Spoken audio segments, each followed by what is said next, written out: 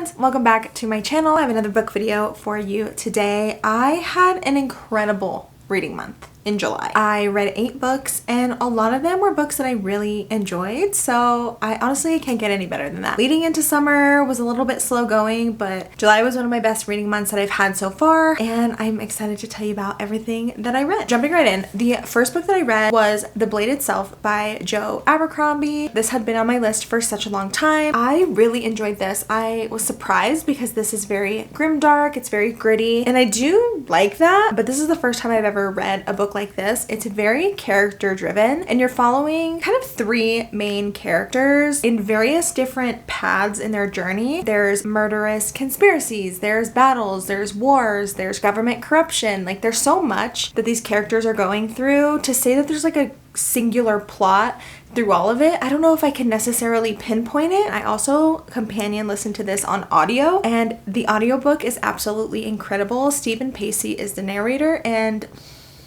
he just brings these characters to life, especially Glocta, who is my favorite character, and the way that this story ended literally gave me chills, and I am really excited to continue on in the next 2 books in this series. Next, I read The Night and the Moth by Rachel Gillig. This was highly anticipated. I read the Shepherd King duology last year and the year before, and so she's kind of become like an auto by author for me. I really enjoyed those 2, so I was really excited to see what she would come up with, and I really enjoyed this. It's such an easy read. I read it in a day. In this, you're following a character named Sybil, or Six as she goes by in the book, who is a diviner who can see visions in their dreams and give prophecies from omens. And so basically, once her fellow diviners start going missing, she kind of starts to get suspicious and wondering what is going on, and it leads her on a path of adventure with some unlikely companions, and it's just a really fun, easy read. I don't think it's necessarily as strong as One Dark Window. I read it in a day, and that's not something that I do all that often, but when I find a book that I can just sit down and read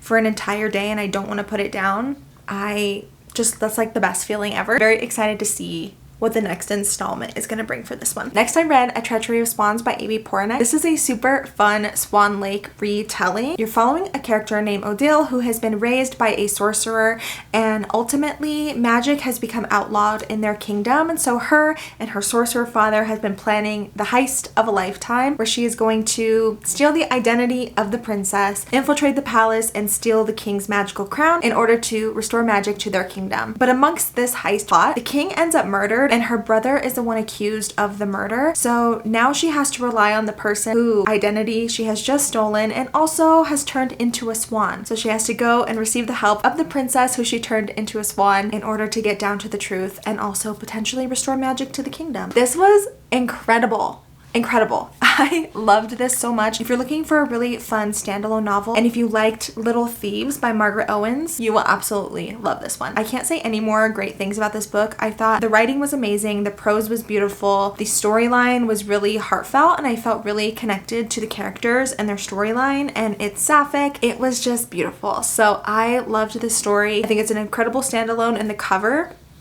is worthy of being on my bookshelf, so I need to acquire a copy. Next, I read What Feasts at Night by T. Kingfisher. This is the 2nd book in the Sworn Soldier novella series, and I was just in the mood for something kind of spooky, and this definitely delivered. In this installment, you're still following Alex Easton, who is a retired soldier on his way back home to Galatia, and as he stumbles upon the cottage where they're supposed to be staying, he finds the caretaker dead, and some spooky things are happening. The first book in this installment is very much like a fungal horror novella. I definitely want to reread that soon. And this one had a little bit more of a supernatural element to it, which I really enjoyed. I thought it was a fun kind of change of pace, and I'm very excited for the 3rd installment to come out later this year. And then I decided to go a little crazy, and I decided to read Alice in Wonderland, which I'll save you the premise because I know you already know it. It was extremely weird, as you would expect, and it's written for a child, so I was just a little bit taken aback by the writing style. I still very much enjoyed it. I thought it was very interesting. There are definitely some things that I think are a little bit different to the film interpretation. I thought this was fun. Again, a very easy read, very trippy, very weird. Overall, like,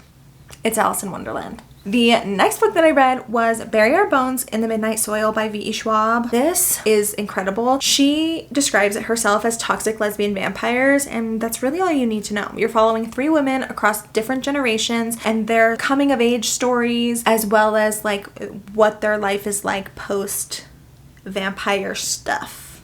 And that's all I'll say.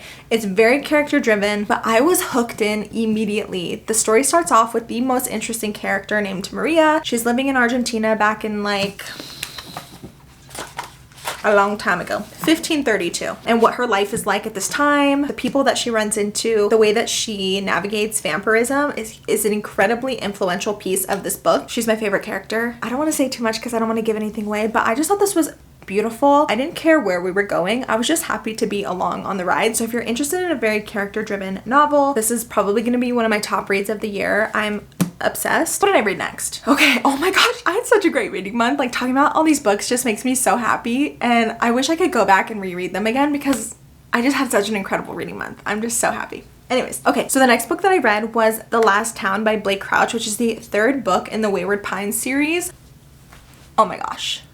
This was so freaking good. This was such an incredible conclusion to this trilogy. Blake Crouch truly can do no wrong in my eyes. He is just masterful, and everything I've read by him, I've been obsessed with. In the Wayward Pines series, you're following a federal agent named Ethan, and Ethan is tasked with going to find some missing agents who are assigned to a task in Wayward Pines, Idaho. They have gone missing, so now Ethan has been sent into Wayward Pines to locate them. And crazy, absolutely unfathomable, you have no idea where it's gonna go. In the first book, you're like, okay, this is cool. Things are strange. When Ethan arrives in Wayward Pines, he gets into an accident and wakes up like completely disoriented, doesn't know like what's going on, and he can't go home. You have no idea the ride that you're in for. These books are incredibly bingeable. If you're in a reading slump, pick up the Wayward Pines series. It's so good. They're super fast reads, and you just thank me later, okay? This is an incredible series, and the ending, it was good. They also turned it into a series. I think you can watch like 1 or 2 seasons of it. I haven't watched it yet. My dad watched it and I think he really enjoyed it. But the books are always better, you know? So listen to it on audio, read the books, do something. Consume this book in your brain. It's good. Okay. Next. Lastly, I read Scythe by Neal Shusterman with my in-person book club for the month of July, and this was also a really fun read. It's a YA dystopian about a society where death has been conquered, disease has been conquered, poverty is non-existent, so it's basically like a utopia, but in order to kind of maintain the population, people gotta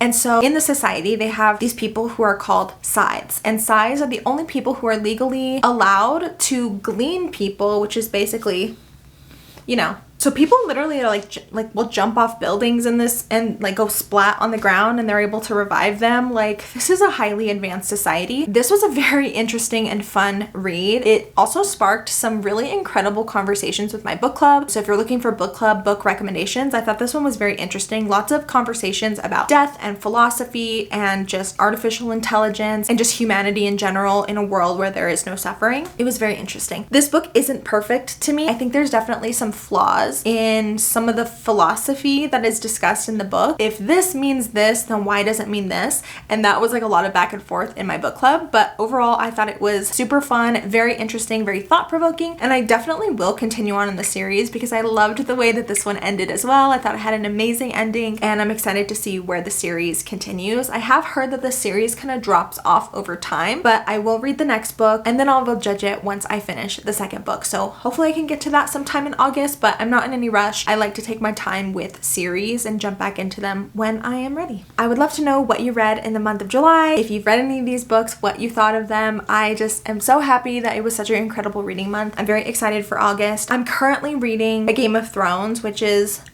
long. It's one of my favorite series of all time, minus the last few seasons, okay? It's not just the last season, it's the last couple. So the last couple seasons are problematic. However, I'm ready to dive into the books this year and I'm loving every freaking second of it. It's incredible. I will talk about it more in another video. But yeah, currently reading Game of Thrones. I have a lot of books that I want to get to in the month of August. Thank you so much for watching this video. Please make sure to like it and subscribe if you haven't already. If you have, you're the best. I love you. I'm having so much fun making these videos and your support literally means everything to me. So thank you so much. I will see you guys in my next video.